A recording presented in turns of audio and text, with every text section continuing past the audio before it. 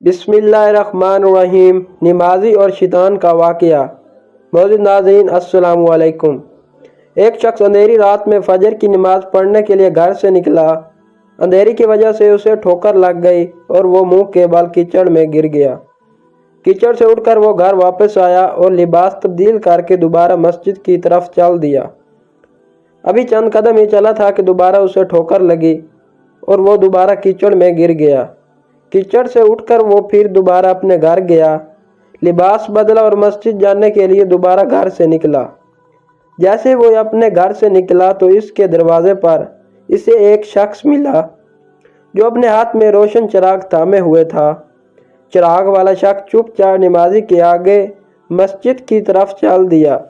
اس مرتبہ چراغ کی روشنی میں نمازی کو مسجد پہنچنے میں کسی دشواری کا سامنا نہیں کرنا پڑا۔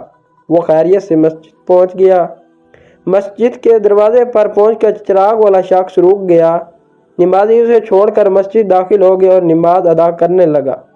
نماز سے فارغ ہو کر وہ مسجد کے باہر آیا تو وہ چراغ والا شخص اس کا انتظار کر رہا تھا تاکہ اس نمازی کو چراغ کی روشنی میں گھر چھوڑ آئے۔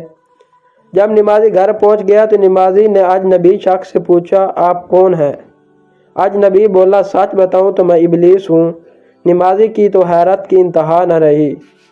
اس اجنبی کی یہ بات سن کر نمازی سوچنے لگا، ابلیس شیطان کیسے مجھے مسجد تک چھوڑ سکتا ہے؟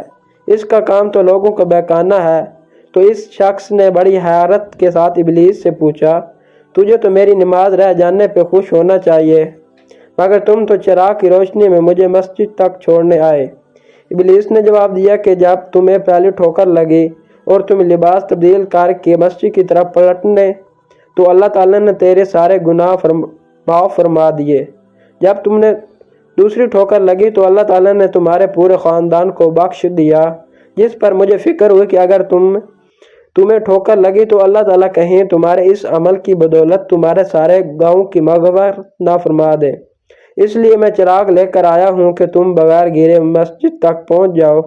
اس شخص نے جیسے ہی یہ بات سنی تو اس نے اللہ تعالیٰ کی بارگاہ میں اپنا سر جھکا کر اللہ کا شکر ادا کیا۔ دوستو، یہ ہے ہمارے رب کی شان، سبحان اللہ۔